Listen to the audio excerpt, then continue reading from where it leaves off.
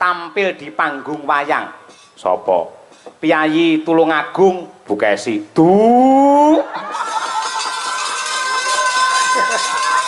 Sopo?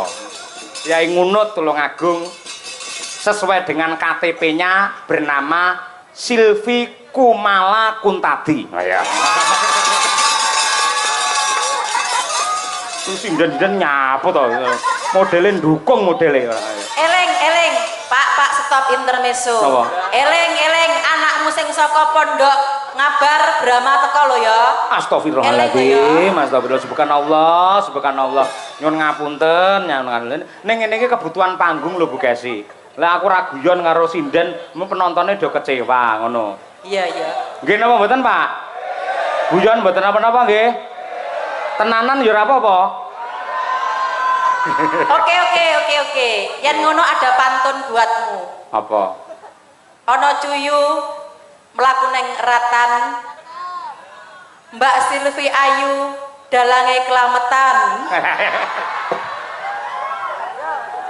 Neng ratan karo nggawa bata. Kelametan pancen iya. Saut kula saut. Lara boyo turu ning dipan. Mas Yoyo lanjutkan. Wah iya. Ayo kuwi melu-melu kuwi lho melu dadi baygon arepe. Ayo. Ya sing dinteni men minggah wonten pepanggungan. Kanca-kanca anu coba sing rada spesial ya apa ya? Ayo. Arum Bali. Ayo coba kaya apa Arum Bali nggih ngurmati Mbak Silvi Kumalasari minggah wonten pepanggungan. Yuk, dados.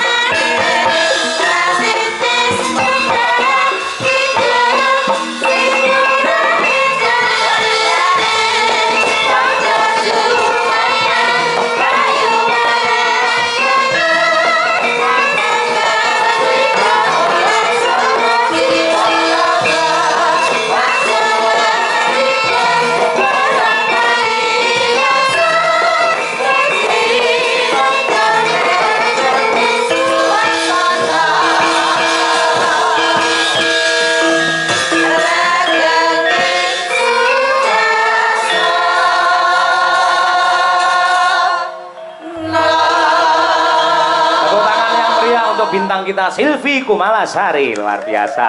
Lah niki nembe salaman sakniki. Lah lek salaman ngeten Mbak. Supaya awake dhewe nggedhekke rasa syukur dumateng Gusti Allah nggih. Niki lak cobi ningali astane. Nah niki to, niki ngeten. Niki drijine kabeh pinten? Gangsal. Gangsal nggih. Kenapa karo Gusti Allah driji iki digawe pisah-pisah kok ora dadi siji ngeten? Duka pripun niku, Pak? Mang ngeten jawi. Ngeten. Pamrien apa? Men niki ini akhirnya iso ngene.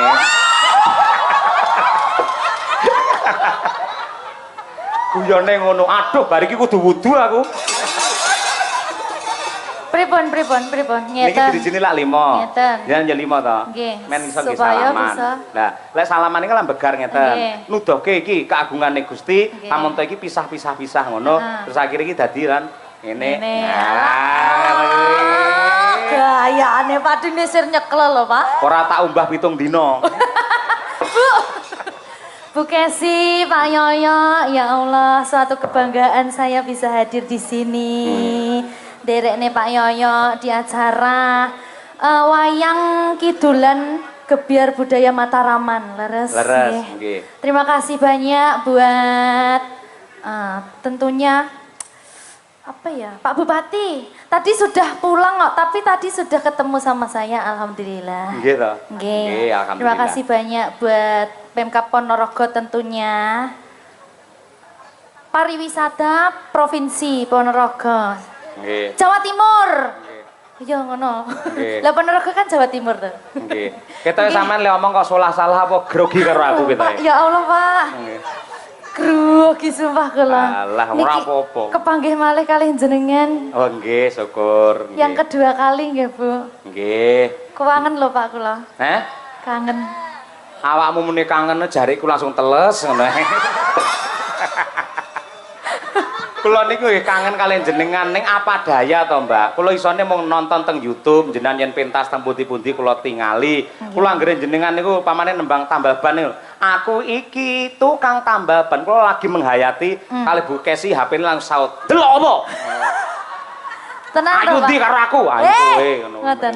Nggih, ngoten niku. Saya tutup Bu, jenengan cemburu to Bu kali kula. Ora Dek Silvi. Pripun? Jujur wae yen ngene lho Dek. Pak Cahya pun tadi ku memang idolane ku sampean. Nggih. Dadi api-apike wong wedok ya. Ya, api-apike wong wedok iku ngendikane Pak Cahya, lamun to sing lanang kuwi oleh seneng karo wong wedok liya ning bojone ku ya merestui. Kuwi api-apike wong wedok, Dek. Ora enek sing kaya Bu Kesi. Kayak ngono lho Pak, luar biasa. Sik, kok tepuk tangan apa duane? Padha Kok mendukung iki mau Pak Cahya karo Mbak Silvi. Iya. Ora sampean lek ngendika piye Bu Kesi mau sayang? Piye sayang?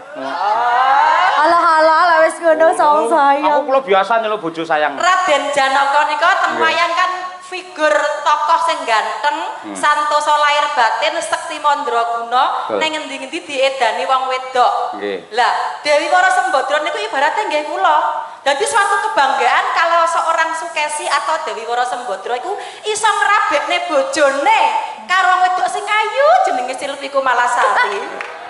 Ketoke omongane ngono kuwi kaya ikhlas-ikhlasan ning atine panas itu.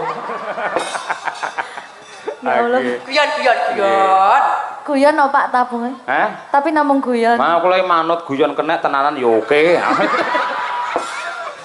Nggih. Ya Allah. Mbak Estu jenengan wes dan Dek Silvi, Dalem. wis ben seneng atine. Awake dhewe nyeneng-nyenengke Pak Yoyo, etok-etokan wae ya. Wis diseneng-senengke ben dawa umure ngono. Amin. Ben semangat lek ndalang ben semangat. Iya. Nggih, ngaten nggih Pak nggih. nggih kudu dawa umure mergo liyane rene sing dawa ya. Ayo.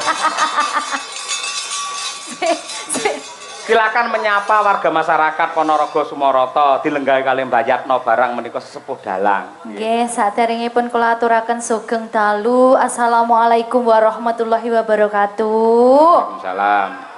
Kagem masyarakat Ponorogo, tentunya warga Sumoroto, terima kasih banyak sampun hadir ningali wayang kulit. Mpun kondur sampai tutuk lho nggih Pak nggih. Pak Bu, ki dalange jan jos. Sinden-sindene nggih jos. Nggih. Wis mugi-mugi sedaya mawon ingkang sami rawuh dhateng mriki pinaringan seger kawarasan, panjang umure. Napa ingkang dados gagayuhanipun panjenengan sedaya saged kasembadan Pak Bu nggih. Amin. Amin ya rabbal alamin. Ya. Sik nggih pemanasan sik. Mas Dar, coba tindingane Mas Dar. Ayo. Pelok 6. Ayo, nggih. Ayo, mumpung sing ngendir nguyuh. Ayo nggih. Mas sampeyan ampun kuciwa kula rada anyarang ditinggal Awan-awan lunga blonjoning pasar maing prawan rondo kanggo kurawati penting ning Samarang mas tuku gelang apa anteng-anteng joso malah dimen rondo dijamin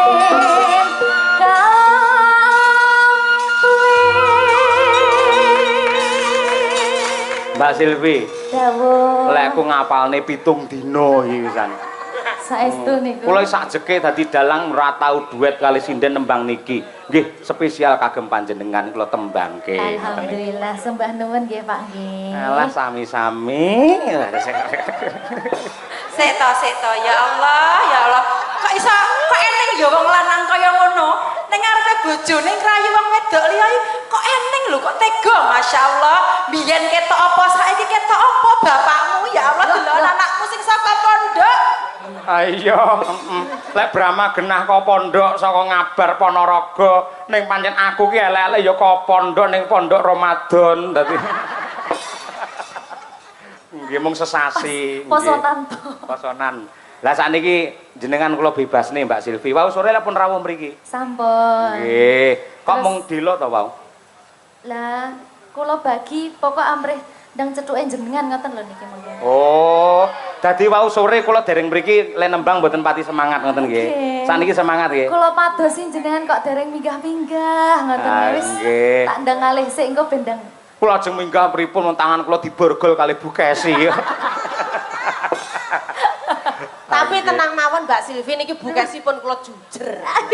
Ten panggung niki mboten napa bukes niki pun los pokoknya. Los nggih. Kalau di panggung Pak Yoyok milik umum. Kalau di rumah kagungane bukesi. Nggih. Los. Upama jenengan netri badhe roman mesra nyanyi kalau Pak Yoyok los. Kan kula bujer niki Niki bukesi. malah nek kompore ning kene to, Nggih, Pak. sik ning omongane Mbak Lucy ra penak. Kok iso aku milik umum padake WC apa piye aku iso. Tegese jenengan milik penonton. Oh, gitu. nggih, leres, nggih. Monggo Mbak Silvi sembang napa nderek kemawon. Lek nek jenengan ngersakne napa, Pak? Lek kula niku anu lho mboten nate berubah wit riyen ngantos sakniki senengan kula yen jenengan iki mergo kula pertama ningali teng YouTube jenengan jret niku ninggal katresnan.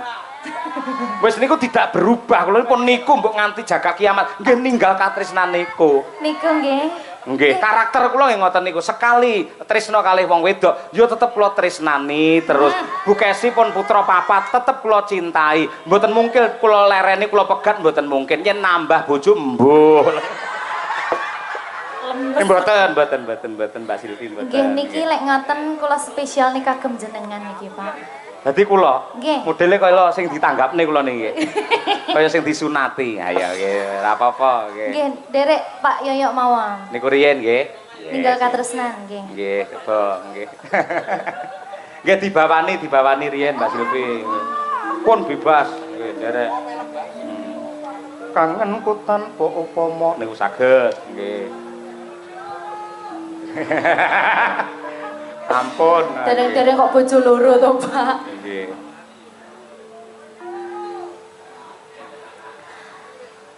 Kangenku tanpa upama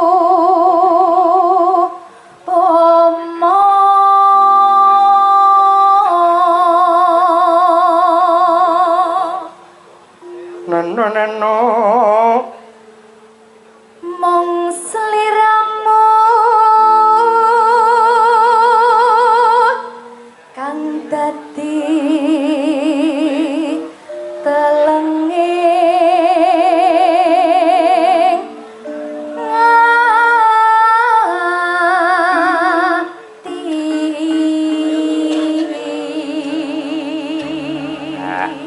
Suarane alus, piyayine ya cantik, lelewane milangoni wiwit saka pucuk rambut nganti jempol sikil ora enek gethek cirine babar pisan. Nganti tekan atine barang ya alus. Temenanan.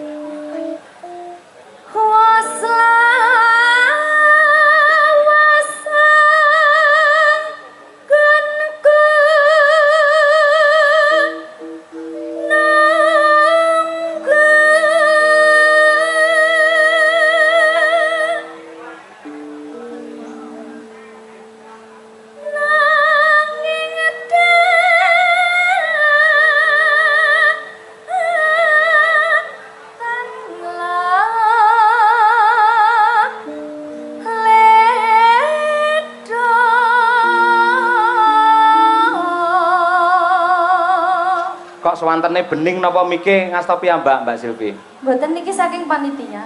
Mikula ta niku? Duka? Oh, nggih mikula, lek mriki berarti mikula. Pripun? Mikula pas napa mboten? Penak, Pak. Penak alhamdulillah nggih. Ngono kuwi. Parandene ning omah slentiki Ibu Kesi ae. Senengane nakal, randi kuping dislentik. Lah iya. Ana Ngelingono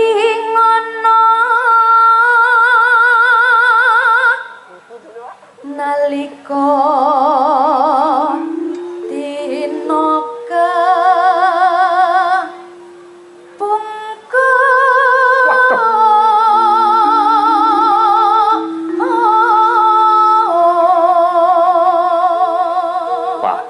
ketoke mirip sinden tutik. Ah iki.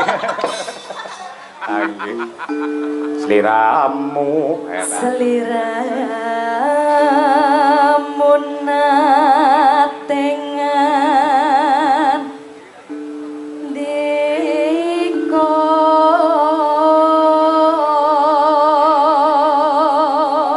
bareng Mbak tresno lahir terus sing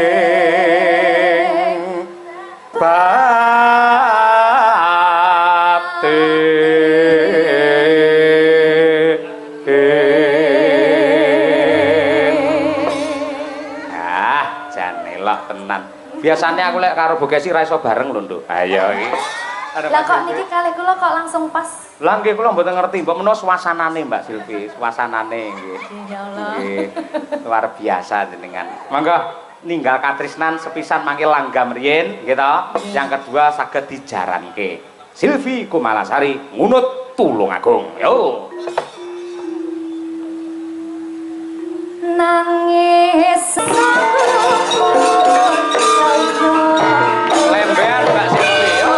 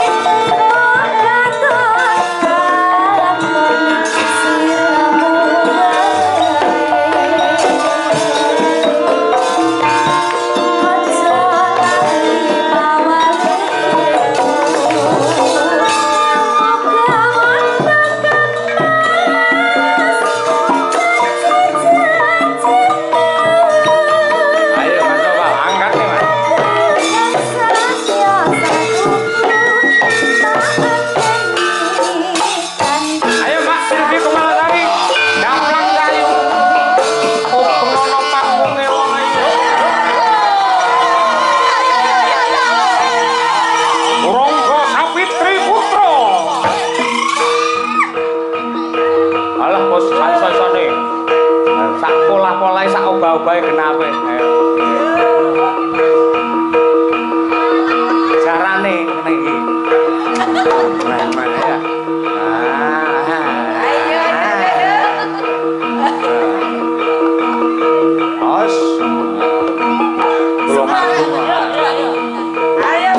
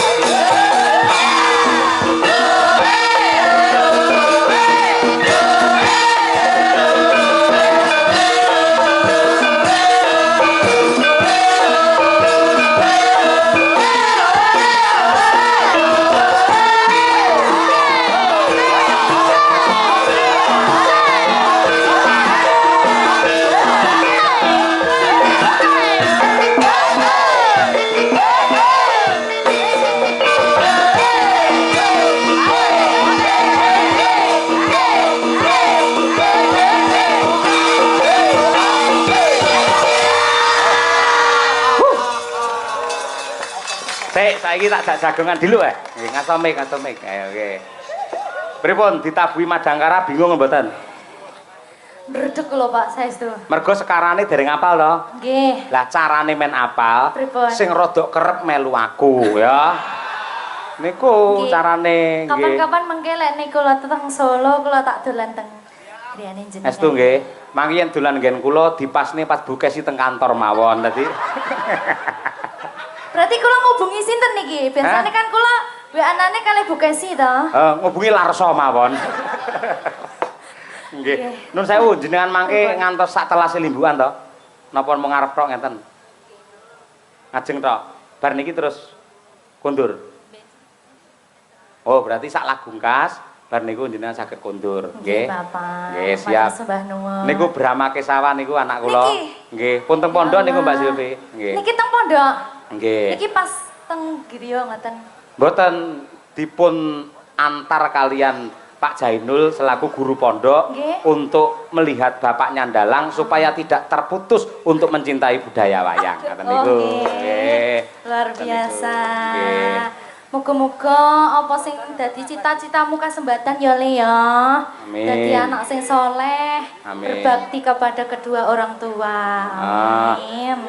Muga-muga ora entuk ibu anyar ya Le ya. Ngoten niku doane jenengan iki. Lho, raya ape to, Mbak? Ape to dong aku? Muga-muga ora entuk bojo apa jenenge ibu anyar lah ya apik to.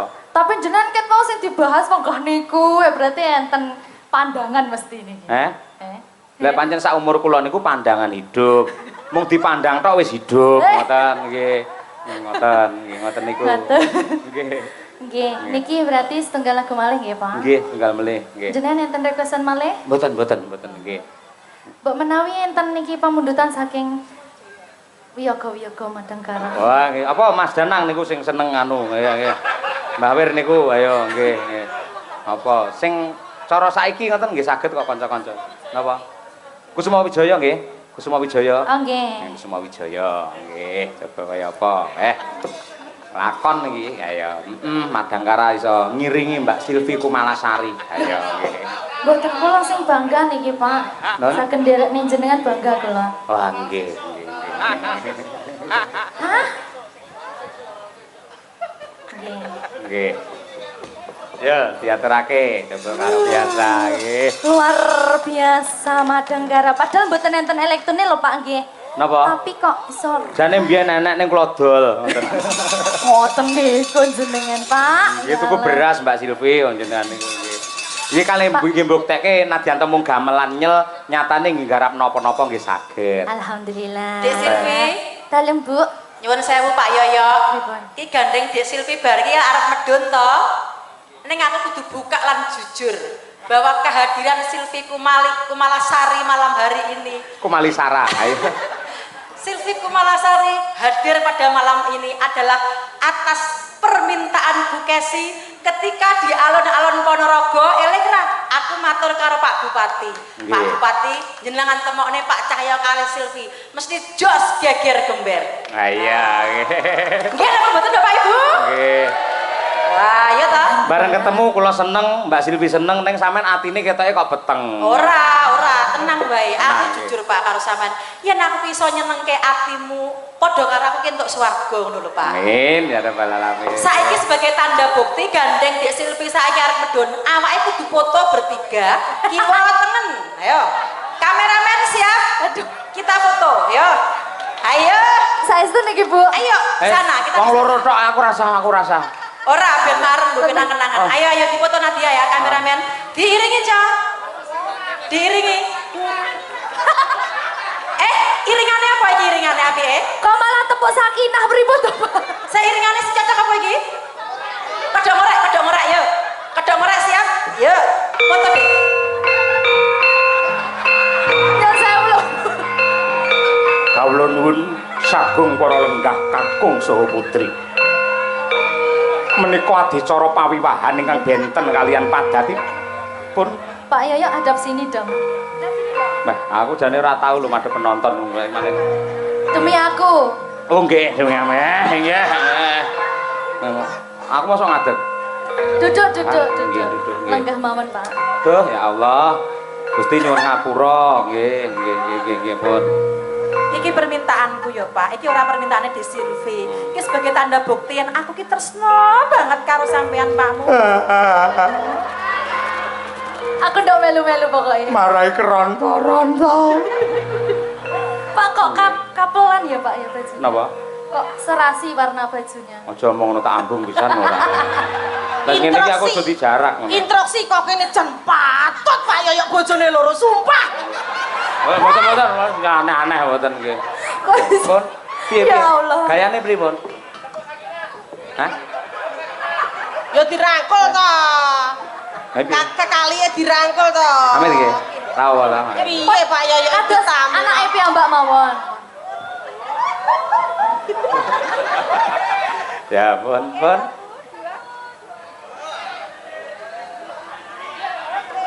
Nggih, matur nuwun nggih. Niki namung pas seduluran Bapak Ibu, mboten mungkin nggih. Namung pas seduluran. Nggih, sembah nuwun Mbak Silvi Kumalasari dan semua penggemarnya matur sembah nuwun nyuwun ngapunten nggih, Mbak. Sami-sami. Kula salaman riyen mawon nggih, monggo nggih ndherekaken. Lah. Sembah nuwun nggih, Pak. Kaya dilukmen lah wis.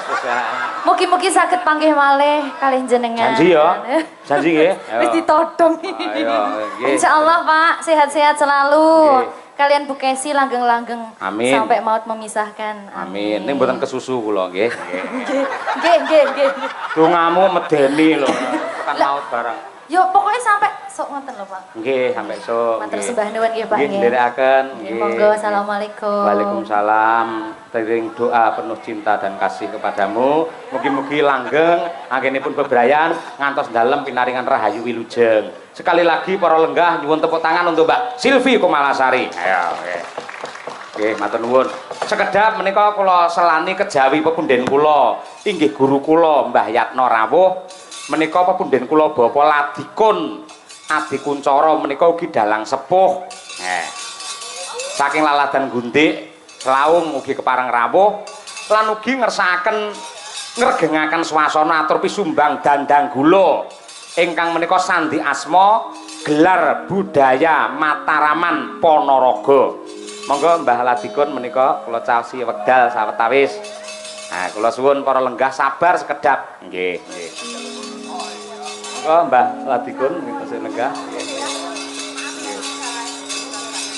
Nyuwun sewu Mas Ayo. Nggih. Sugeng dalu. Nggih, sugeng dalu Bapak.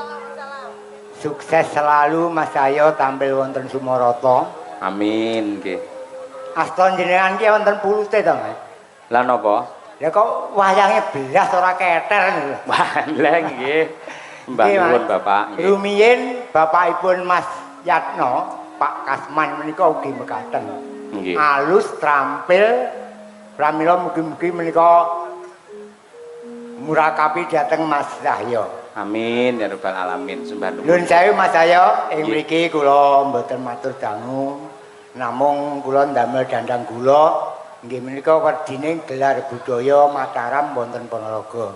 Inggih. Sugeng dalu Mas Yatno. Nggih. Nggih.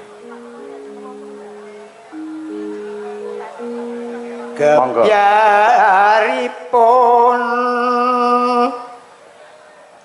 acara puniki laras ngenya memetri budaya Jawa endah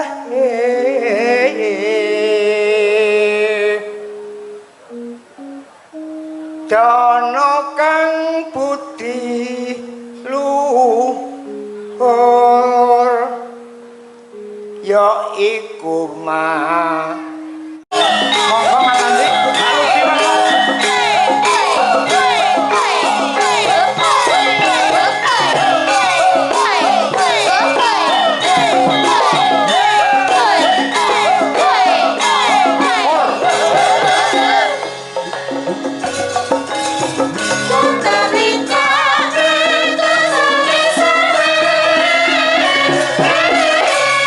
Kaya warung maca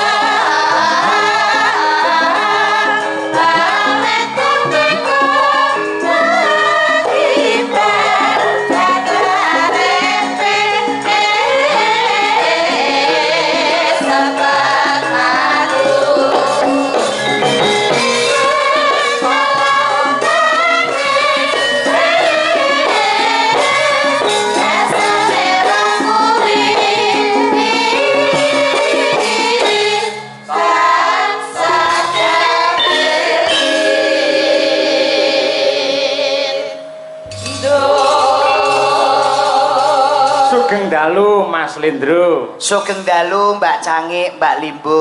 Mas Andi TB sehat nggih Mas? Alhamdulillah pangestunipun panjenengan pikantuk sehat walafiat, Bu Cangik, Bu Limbo. Alhamdulillah.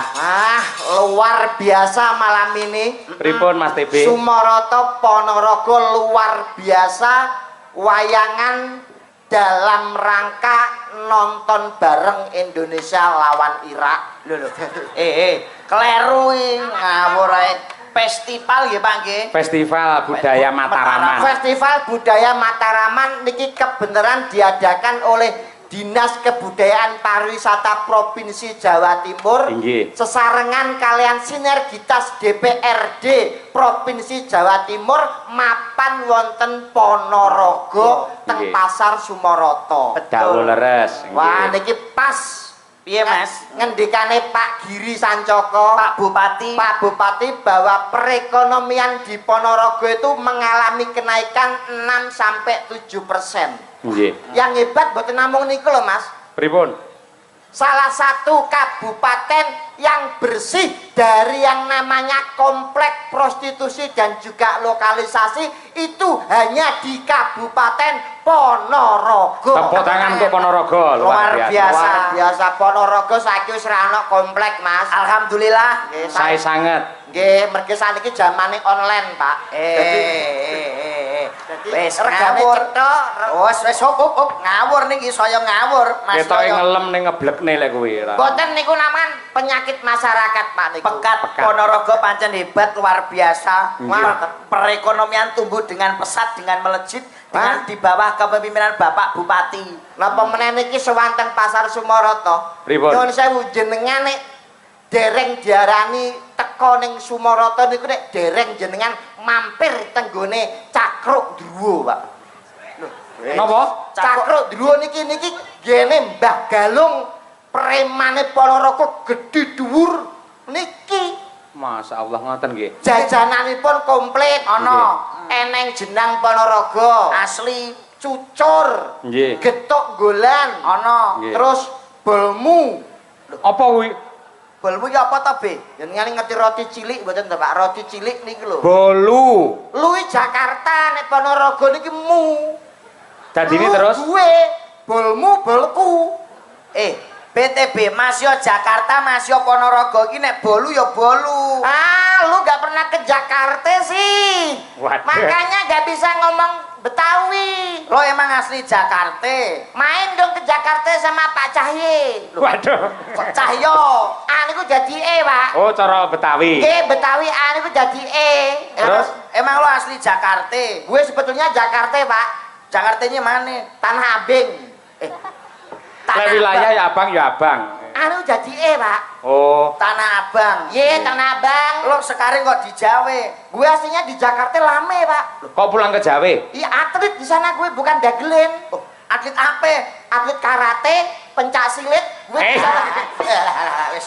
Pencak silat. Niku jadi Pak. Ya ora kabeh dingonokke kuwi kleru lek kuwi. Nek pencaksilat nggih pencaksilat ya Mas. Pencak silat. Pencak silat di sana.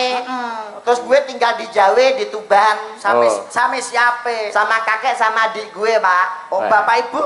Nyokap sama bokap. Nyokap sama bokap. Iya, nyokap sama bokap di Jakarta sekarang. Sekarang alhamdulillah bisa silaturahmi di sini. Alhamdulillah. Wah, niki luar biasa. Sampean teko kene arep maringi apa, Mas? Ya paling ndak iki memberi contoh napa niki paring donga ya Pak Yoyo. Leres. Wong jenenge Yang pertama niku donga niku. leres muga-muga warga Ponorogo diparingi sehat, diparingi panjang yuswa, nandur kelapa ning pinggir sumur warga Ponorogo muga-muga panjang umur. Amin ya rabbal alamin. Tuku melon ning dhuwur tampah kabeh penonton saya barokah amin Allahumma. Amin. Nah ngene iki lho, yo kowe Ngopo? lho ndongakno parian utawa pantun Pak Yoyo nyun sewu pami panjenengan pantun. Kula. Nggih. Nggih, siap, nggih. Teng Kutha Solo dinane Jemuah, kabeh warga masyarakat Ponorogo mugi-mugi tansah berkah barokah. Amin. Nggih. Tuh kena kanggo Amin. contoh. Awakmu genten Kon napa? parian Parian apa? pantun kaya aku mau to nandur kelapa ning pinggir sumur warga Ponorogo muga-muga sangsaya makmur. Tak urusi sik. Nyuwun sewu. Pripun? Nandur kelapa ning pinggir sumur warga Ponorogo muga-muga tambah makmur. Niki cara ngaten niki ndongakno bener napa salah? Lho, nek kanggene kula nggih bener. Sing ngomong bener sapa?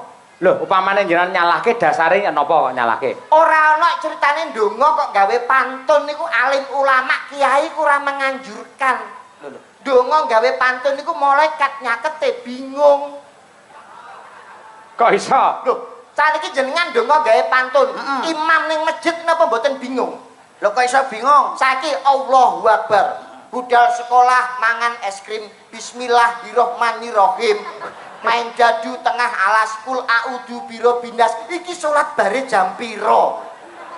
Donga niku sing biasa sing bloko suto masyarakat teng mriki paham. Oh, contone pripun umpamane lek jenengan? Dongane niki nggih mugi-mugi sedaya warga Ponorogo insyaallah pinaringan bagas kewarasan. Amin. Adoh saka bilahe cedhak rejeki gampang anggone golek sandang papan lan pangan ayem tentrem. Donga gawe pantun. Lah sire kula ben indah ngono ya. Lah yang cacakane niku wonten Pak. Oh, empan papan ngoten nggih. Nggih. Nggih. Tadi donga iki kudu nganggo pantun ora entuk. Ora entuk. Tapi ya paling bahagia iki kaya panjenenganipun Mas Dalang, Mas Yoyok, Mas. Nyambut gawe iki nek ditunggani karo garwane iki saya barokah, cara keluarga ono sakinah mawaddah warahmah. Amin ya Nggih rabbal mboten, alamin. Pak. Nggih leres nggih. Seorang pemimpin yang patut kita apresiasi hanya beliau. Seorang dalang pada malam hari ini pagelaran pimpinannya ya Pak Cahyo, Pak Yoyo iki. Nah, kuwi rungokno kuwi be. Gawean sing paling abot ya Pak Yoyo nggih to, Mas? Leres nggih. Dalang iki apa? Gaweane abot. Dalang abot. Abot. Sing ngomong dalang abot sapa tak wapuke rene. Lho, dalang karek dok dok dok dok. Oh, 80 yuta. Karek 100 yuta abote kon ndi? Sik aku sing protes. Sing jenenge dalang kuwi wit saka sirah nganti tekan ngisor kabeh kerja lho, Mas. Iki mikir, mripat nyawang wayang. Iki ambekan nggih nirung terus lambe omong sawengi utuh, suluk sawengi utuh. Nyuwun sewu kabeh mikir mripat ngawasi. Tukang kendang napa ora ngawasi? Tukang kendang niku mboten ngawasi ngiringi wayang, bleset, Pak. Lho mboten niku tok, tangan kula sawengi ngobahke wayang sabetan niku ya rekoso. Lah tukang gender napa mboten obah tangane? Lah niki sing beda. Napa? Kula niki njejak keprak sawengi utuh, jagjek-jagjek yen nganti kleru lek njejak iso malah iki cilaka. Lah tukang jaipong. Lah pripun? Kendang jaipong nggih sikile niku melu obah. Jenengan pamer, dalang nyuwara terus sinden sakmene kaya apa bisu. Tapi abot lho dalang kuwi lho, Beb. Nyuwun sewu tak dalang niku abot napa enteng? Abot. Nek abot nyapa ben bengi tanggapan. Sik. Nek abot rene ngomah. Ini adalah tanggung jawab. Mergo dipercaya kalian pemerintah ing Provinsi Jawa Timur, Pak DPR, aku gelem ra gelem ya kudu nindakke amanah. Abot kaya apa tak lakoni kanthi ikhlas. Nyuwun sewu, dalang itu profesi yang enteng. Kula benerke sing abot niku prosesnya untuk menjadi dalang. Nggih napa mboten? Bener lagi, cocok. Ah ngono kok abolong abot tanggung jawab ngono ya 100 juta ditampa. Be, kowe ngomong aja ngladri aja ngawur nyuwun sewu lho Pak Yoyo. Pripun? Kowe iki bengi iki nek ora ana wayang, ora enek Pak Yoyo kowe arep melu sapa? Nyapa? Lho, kabeh iki yoga sinden tanggung jawabe Pak Yoyo. Kabeh yoga sinden tukang son ki wedi karo Pak Yoyo. Alah omonge sapa ana sitok sing ra wedi. Sapa? Iki. Jajal yoga sinden tukang son kabeh oleh wedi. Jenengan wani nyentak iki perang Guntarayana, Pak. Waduh. Perange sapa kuwi? Perange Arjuna karo Prabu Hanacaraka. Niwata kawaca. Nah, niwata kawaca. Wong kowe iki lho, nek ora enek Pak Yoyo, nek ora enek wayang, kowe arep melok sapa? Bengi iki bayaram iki Pak Yoyo sing nyekel, sing gawa iki Pak Yoyo. Ya lah jare sapa? Lho, sing bayari ya Dinas Pariwisata Budaya Jawa Timur to. Pak Yoyo itu perantara, ibaratnya kaya bank. Lho maksudnya bang Duit disetor ning Pak Yoyo diwenehne ning aku. Iki ra duwe berhak apa-apa. Sik, saka panitia diparingne aku to. Nggih. Upamane ora tak paringne jenengan lak ora entuk rejeki. Nyuwun Bu Kesi. Lho, wani kali Bu Kesi? Bu Kesi tak omongi, jatahe TB aja dinehne Bu Kesi. Mendhi Bu Kesi manut karo aku mergo aku imam rumah tangga. Ora mungkin iki biyen tilasanku kok, ora mungkin. ngawu. Lah, Bukesi, kok sik tau iki ra nyawang karo gethokmu. Gantenge kaya ngono mosok Bukesi cantik, suarane apik, kondang. Mosok gure entuk gemuk kaya sampean ora. Pak, kula omongi nggih. Napa? Ganteng elek niku nek rabi sing digawe ora sirahe. Lha apane? Liyane. Lah. Dengan kudu paham niki. Nggih, ning ndase tetep kanggo. Ayo. Kok nyek Kowe iki kudune sing introspeksi iki diri iki kowe awakmu. nyapa? Mbak Kesi kok ngantek seneng karo kowe apa ora nyilo jitokmu wong raimu kaya boton tah. Nggih mboten Mas. Nggih. Lah kowe kok sombong nyuwun sewu lho nek Bu Kesi kali bojo kula sing saniki nggih tebih bumi langit jare Pak. Ayu bojone jenengan. Loh bojo kula nyuwun sewu lho, titele Bu Kesi niki napa? Magister seni. Halah MSN. Bojo kula niku titele SPD MM. Oh, Sarjana Pendidikan Magister Manajemen. Sing ngomong sapa? Lah niku SPDMM. SPDMM. Sekolah pedodil mergo meteng. Oh. Jadi aku pacaran 2 wulan iki bojoku meteng 3 wulan. Ngene iki jenenge ora kenek dienggo contoh. Contoh. Tapi kebersihannya patut diacungi jempol, Pak. Bersih piye? Bojo kula niku nadyanto elek nyuwun sewu lho mboten sombong. Nggih. Nek kemui nggih banyu aqua. Lho, Bojomu kuwi. Lah Bu Kesi paling kemui banyu pam, banyu sanyo. Bojo kula kemui banyu aqua. Aduse gawe Fanta. Lho, aduse kuwi be. Gawe Fanta, raupe gawe Sprite. Cawike gawe ale-ale, Pak. Jadi perang-perang dino direbung semut. Gawe ra umum, tapi legi rasane. Lah wis iso kocok kowe iki. Bete iki lho sak pantaran karo iki lho, bojoku SH niki, Pak. Apa kuwi? Lucy Brahman SH. Sarjana hukum. Son horek niki ya. Kowe iki aja ngawur lho, iki bengi iki danyange ning gone Mbak Lucy lho, iki malah nyepelekke. Nyapa? Lah iki Mbak Lucy bayaranmu tanggung jawabmu ning gone Mbak Lucy, mbok nyek darani son horek. Aku muridé Mbak Yatno. Ora ndi wedi nek karo Lucy Brahman pah. Nek bengi dodol marimas niki. Mbak Lucy niku. Hah? SS Nek gene awan PNS. PNS Nek jelas. bengi nyinden nek prai nyinden dodol marimas. Maksudnya mari Mas ki Anggerane wong lanang liwat. Mari Mas. Mari Mas. Kuwi pelecehan lek kuwi. Aku mau dadi Mbak Lucy ora trima kaya. kula nggih sami dasare dagelan gundul nek kula tak bacok mawon. Ha iya. Putra daerah wilayah Ponorogo kok. Nggih, Nyuwun sewu, dulure Mbak Lucy. pirang-pirang kok. Kula aturi jumeneng, Mbak. Lah iki lho, arep nyepelekne sampean. Malah darane kok mburi kok Lucy kaya apa sales Yakut barang ngono kok. Lho ya ta potongane kaya son horek. Wow. Kaya sono apa? Son horek. Wow. Bokonge nggawa kompresor. Ngenyek.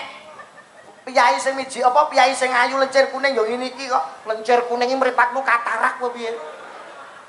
Potongan kaya celengan Semar. Ayu nggih Pak Yoyo nggih. Cantik, luwes, kewes merbawani. Nyuwun sewu, selamat malam wilujeng dalu Mama Lucy. Selamat malam. Pripun kabaripun Ibu? Sae. Wah, piyai kok alus ngeten nggih Pak Yoyo. Nggih. Wah, ngene iki lho kena kanggo contoh. Alus apa? Alus itu wayangan. Dajal menu reokan kebayak dicoplok karo ngene.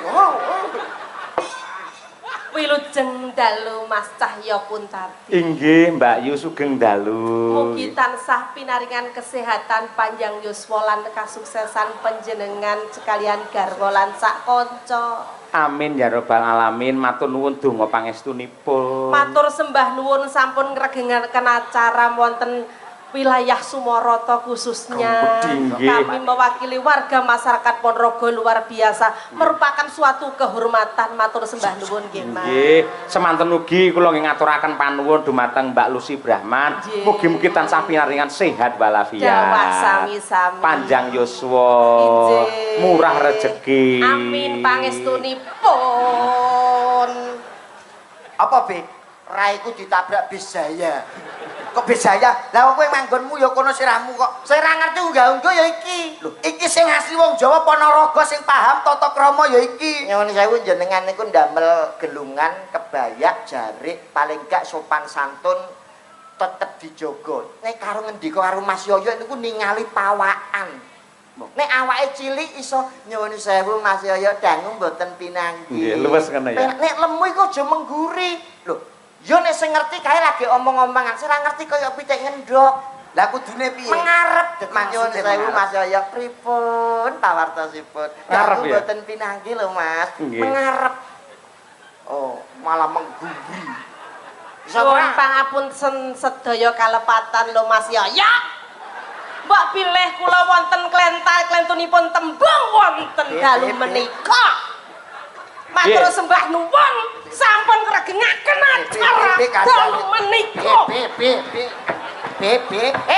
Mbah Nur sedaya penonton. Matur suwun.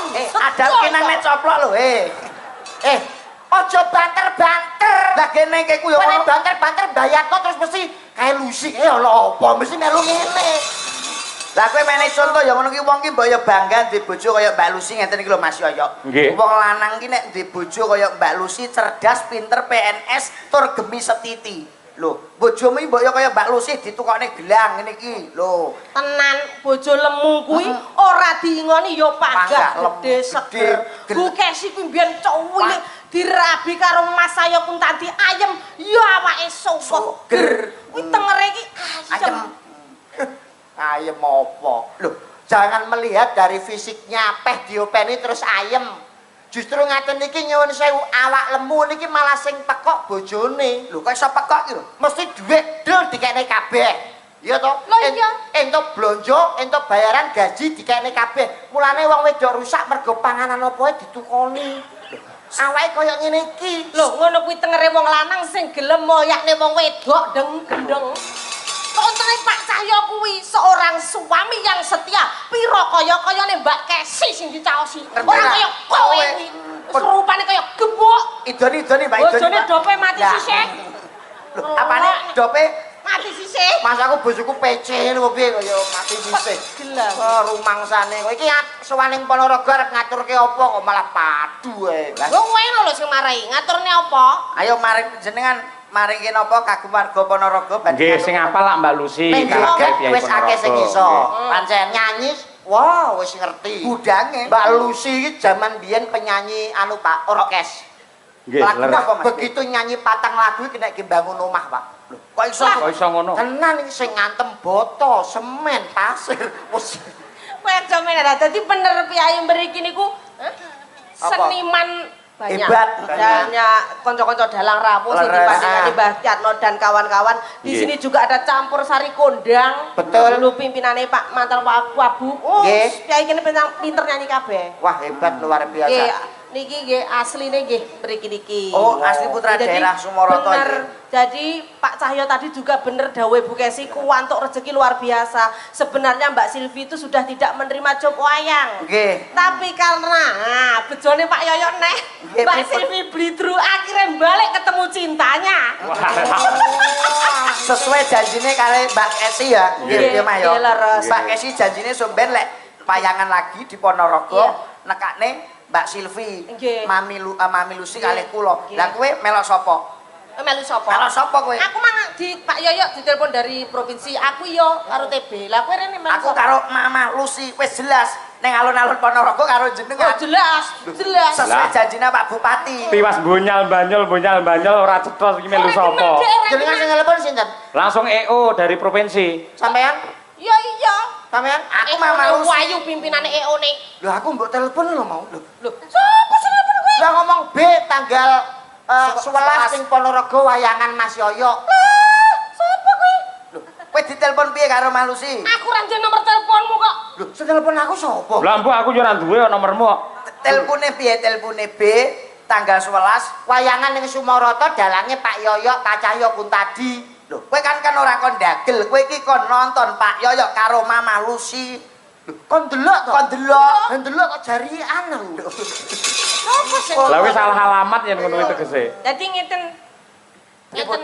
Ya Apa? iki kan awake dhewe sing genah to. Terus iki ben medun. Heeh. Wong kowe ra genah. Ora genah, medune ora apa-apa. Lah ora apa-apa aku tuh kene silaturahmi karo Mas Yoyo Mas ya. Nggih, lha nggih. Anggere ikhlas lahir batin jenengan entuk ijol rezeki mangke. Tenane, Pak. Nggih, Dijoli tenan. dijoli. Sumpah. Sumpah, nggih. Wah, Watone kelas lahir batin lho nggih. Nggih. Ning ijol sosok ora mesti, ora kudu dhuwit. Upamane keluargane jenengan diparingi tentrem, bojone setia niku ya rezeki. Ngoten. Mosok 700 ora metu blas, Pak. Lah, Ya, sing jenenge rezeki lak ya sangkan paran to, Mas. ora mesti ngono kuwi. Lah leres rezeki ku derajat pangkat jodoh rezeki pati lan nomor kuwi sing ngatur Kok nomor barang lho. sing ngatur Gusti Allah nggih Pak nggih. Wis muga-muga entuk ganti. Amin, Lah, amin. Spesial ki karo Mas Yoyo ditunjukkan spesialis yang lain. Apa, Mbak? Apa? Nyanyi wis kulino. Nari Wis kulino, dajal ketoprakan. Iya, setengah ramban ya. Ya setengah ramban tok. ya. Siti tak pramen wae. Iki juga tak aturne salam kagem Kyai Sumaroto Kuwabe sedaya, mugi tansah panjang yuswa matur sembah nuwun rampipun nggih. Bapak Ibu salam kangen kula. Dangu mboten pinanggih. Terus ini juga rawuh. Nah, Sinten menika? fan klub Mas Yoyo Caksi Lovers. Susi Brahman fan club. Nah, Mbak Susi dan kawan-kawan. Terima kasih. Wah, panjen penggemare akeh kok ya, Bi ya. Heeh. Lakone apa ketoprake? Nyuwun lakon apa, Pak? Derek jenengan. Nggih. Pun niki anu mawon. Jenengan anu niki role kurang setunggal. Napa? Dadi damar wulan. Ojo aku ora sampean. Aku tak ngentongi ae. Oh, ora iso ngentongi. Iso wis kulino ya. Lakone anu wae, Mas. Lakone apa, Mas? Anu apa jenenge lakone Roro Jonggrang. Oh, Nah, Jonggrang. nggih. Roro Jonggrang karo Bandung Bondowoso. Iya. Ki Roro Jonggrang kuwi pake Prabu Piccolo kan dipateni karo Tukolo. ya Kupolo. Tukolo kaya merek sepatu wae. Ayo. Lakone yo. Nah, Ya. Kowe dadi apa, Bi? apa? Kowe dadi Dadi apa? apa? Bandung Bondowoso. Oh ya, Kowe dadi sing nanggap, sing nanggap. Jin. Iki dadi Roro Kudune Jonggrang. jine iki kuwono.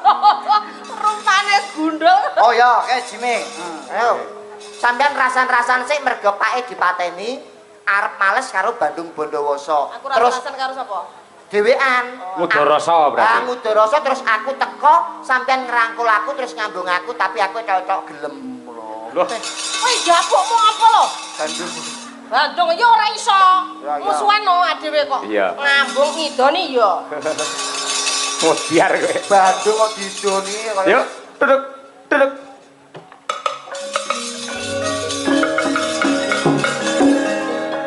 Jagat katon peteng dedeg. Rasa diri duwe.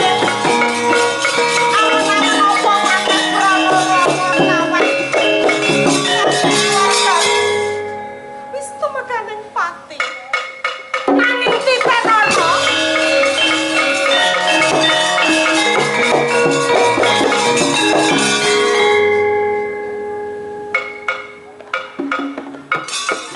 Nah, alon-alon. Sira. Ora gelem. Nah, Monggo jenengan. Ngendika. Nggawa nrimo iki sing kedadian ana ing papan mangke.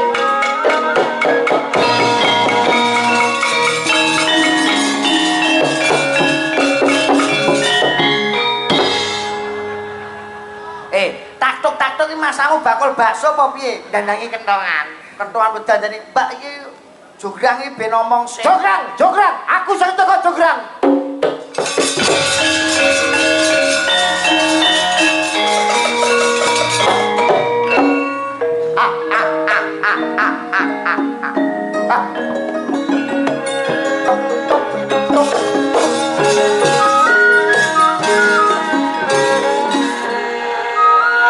Kangen karo kowe Jograng.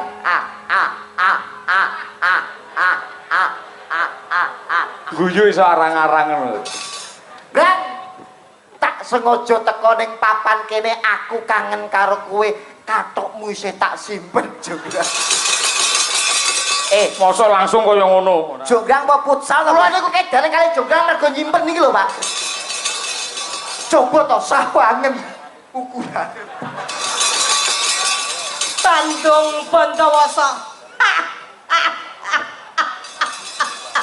Jograng. Iki bandunge kocluk lho. Nyapa kowe ku? Ora nek Bandung katokku masa semono gedine. Dul gundul, kowe aja cengok nemen-nemen. Sikilmu lho kliru. Lho, bolongane kurang siji. Iki gak buntut to? Buntut mbahmu kono. Iki yo sikil, kiku kok. Walah, yo. Dong, Bandung kok katoke adijak. Jograng. Jograng. Sepet-sepet saune mentah diempet-empet saya ora betah. Aku teko ning papan kene tulung ladenono katresnanku ya Jograng. Wong ora ngilo karo kithoke dhewe. Nyapa? Sutik nyawang rupamu Bandung. Apa aku kurang elek? Kurang bagus maksudnya. Kurang lagi kurang elek, Pak panjenengan. Dadi wong lanang aja sok kegeden rumangsa. Sendro Pak Des, sendro Pak Des. Apa? Iki lho sendro iki. Ora. Sendro gamelan Langsung aku karo Mardi iki kok ganggu. Jenengmu sapa? tak gandrung bengi iki gelem ora gelem kowe jonggrang. Rukun Islam. Gandrung apa pelinge piye to? Ora oleh kuwi Sing roman-roman kan akeh. Karepku ben iso mualaf lho Pak Des. Wah, Sinebut pahlawan putri. Alah bocah ayune kaya ngene ayo manut aja. Pandung aja kurang ajar. Alah pertama terus kalem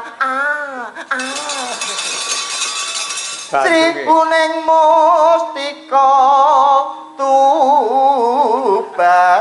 Aja kaya ngono bedok, aja kaya ngono bedok. Kurang ajar. Terus aku bakal Minggat. alah mojo kaya pite jago arep babon efek terus akhirnya pelek gitu. Rasane kene kok Bandung. Aku tresno karo kowe wong ayu. Masa kukute jagat aku ora bakal nampa katresnanmu Bandung. Sopo iki? Mbanmu iki. Biongban. Aduh, kangen karo kowe Biongban. Bandungnya ngeragas men to. Kangen kali mbane, Pak. Wah, Putra Kanjeng Sirolawe. Ayo ilinga Bandung. Apa dia? Aku ora bakal nampa katresnanmu. Oh. Sampeyan imut Bandung. Bengi-bengi njaluk ngemut. Bandung gudeg. Lah ngomong apa? Emut. Oh, emut. Emut ki eling. Oh iya. Waktuku kecil aku tak tahu yang penting. Aku kira pentil. aku centil tak tahu ngapain. Alah, wis gelem gue. Aku bar karep berhoi. Juga aku ya kesetrum lho. Dok prangkung bojo negara. Manut to yo wong ayu. Mak Bandung. Upama kowe kelakon dadi bojoku kowe bakal nyuwun apa? Nyuwun ambulan. Gawe ya apa? Muamat kowe kuwi. ora jonggrang galak men kaya Lah brimok. Mas ya wadon ora jonggrang kuwi ya pendekar pegel ora ati bapakku mbok pateni. Dendam kuwi. Dendam aku. Alah dendam kuwi bapak wis tuwa ya wis kena asma. Kalau wong mati saiki entuk beras akeh. Wis Bandung iki. Cok kangkung bojo negara. Mah Bandung mah. Bebel. Yo, iki lek bawa iki bebel. Wirat moy. Hop. Iki lho. Kanes ya amit aku ayu-ayu. Bandung Bondowoso wis ora sambuk terus nenekmu ngalem bono aku. Wekasan. Aku metuku kapan?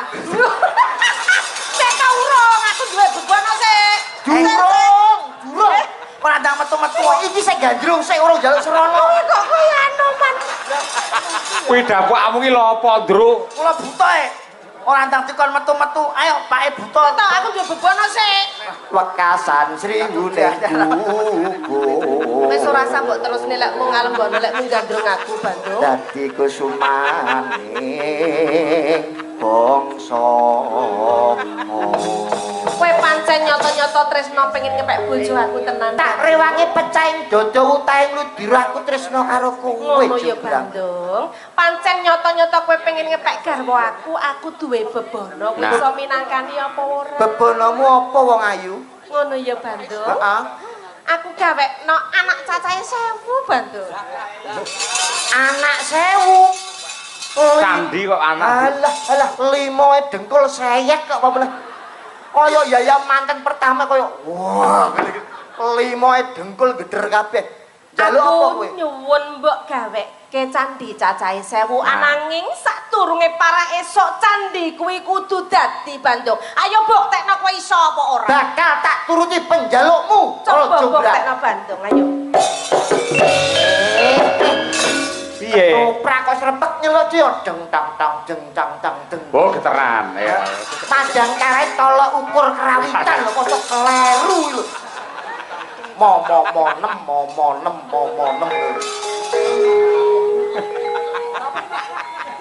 Keduren ra penak ora antep malah. Sing kaya biasane lho, kula teh apa to aja niru lambiku. Deng teng teng deng dong dong deng ngono.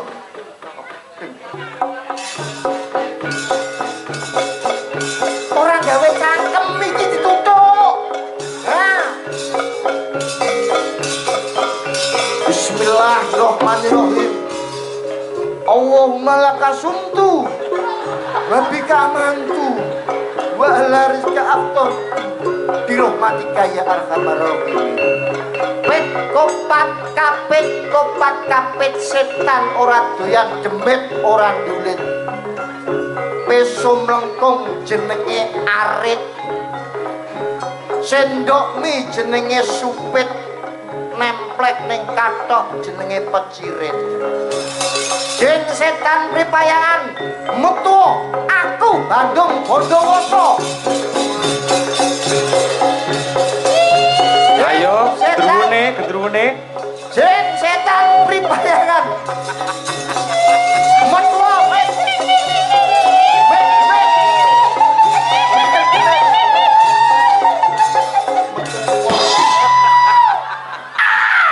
telat. Aku wis metu.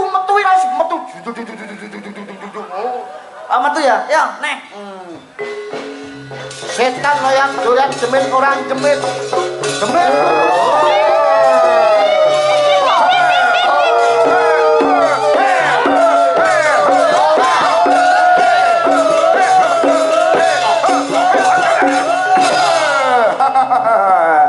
Jine matane picek tenane lho. Dalan ambane sampeyan neraki wong topo. Bodoh kamu.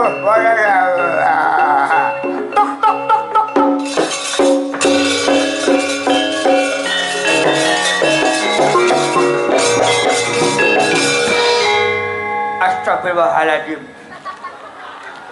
Jim kok kaya ngono apike. Lah niki ngangge songkok. Mbon mualaf. Sin wonten dawuh. Bun enjang dedawah sonten, kula benjang derek sinten. Nek arep lamaran apa piye? Aku njaluk tulung ya, Jin. Tulung apa ya, Ra? Calon bojoku gelem dadi bojoku nek njaluk candi akeh 1000 ning suwengi kudu dadi. Aku nak matur karo Gustiku Jim sing paling ketuane Jim. Sanggup ora, Jin? Sanggup ketua Jim? Ketua Jim? Oh, alang gorene ketuane Jim to? Ketua Jim. Ya ampun, Jin. Ketuane Jim malah ngiler piye kowe. Mas, malah Keren. ngentek li anggaran iki. Wonten dawuh panjenengan damel ki napa Ndara? Gaweno candi cacahe 1000, Jin. Oh, mengenai wonten kula Suwengi kudu dadi. kula serahaken Ndara ing wilahe kaya ngene kaya tadi. Sik, dongamu iki piye? Omonganmu ora cetha belas to. Lah wong Jim iki untune metu ya ora jelas to, Pak. Pak ki kok goblok. Kowe ora tau ndelok Jim kuwi apa? Aku lho duwe situse Jim. Ora tau duwe aplikasi Jim ki apa. Wilahe kae baolahe aku ya lo gawe ya. Iya. Goren. Lato cepeyo, cari yo.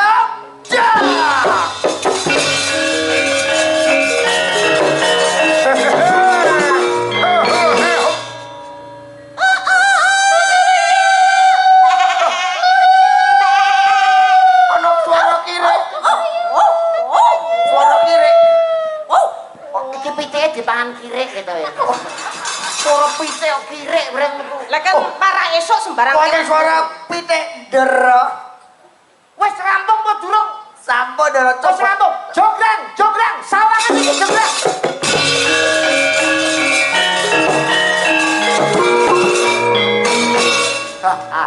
Candi wis dadi. Delengen ana sing Sinar Jaya, apotek, Surya Mat.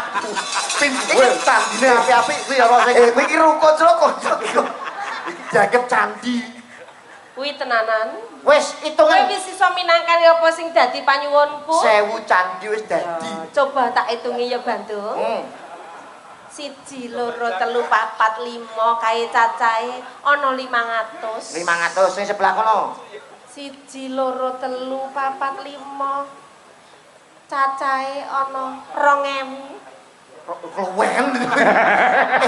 Lah bila tak Oh, jaluk 1000 ya dadi Gawe 2000. ku 1000. Oh, 1000 ta? 1, 2, 3, 4, 5 3000. Mosok punjul. Kok sukemen ya? 1, 2, 3, 4 yo cacahe ana 400. 900. Iki 400. Iki itu kan 400 berarti kupu-kupu basa. 900. Iki ana 50 Bandung lho. 950 iki sing iki. 50. Iki ana 40. 50 Ora neng, piro iki? ora neng Piro iki? 49. 49. Wah, marai iki lho candi gedhi dhewe ngentekno dahan iki.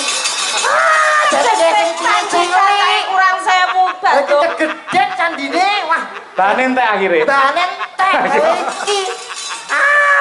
Bandung wis ora usah ngendo kowe. Tegese kowe ora iso minangkani apa sing ndak suwun Bandung. Kanggo jangkeping 1000 candi ora ana liya, ya mung kowe. Ae.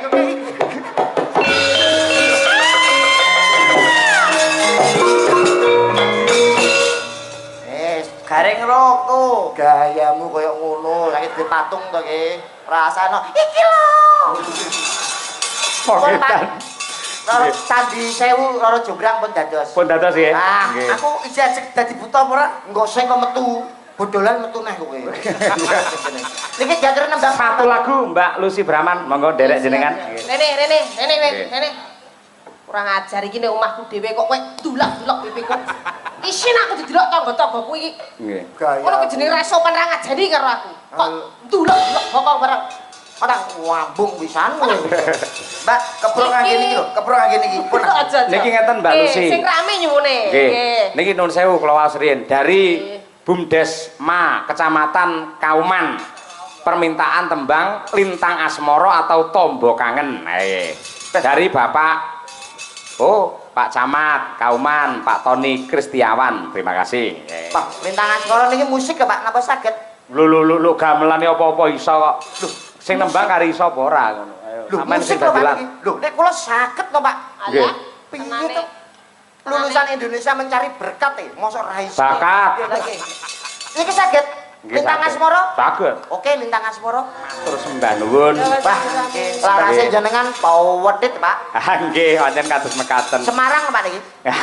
Nggih, meh. Meh nggih. Wah, Ugi ngaturaken sugeng rawuh dumateng keluarga besar saking Taman Budaya Jawa Timur di Surabaya. Nggih. Mas Bambang DS dan kawan-kawan ngaturaken panuwun.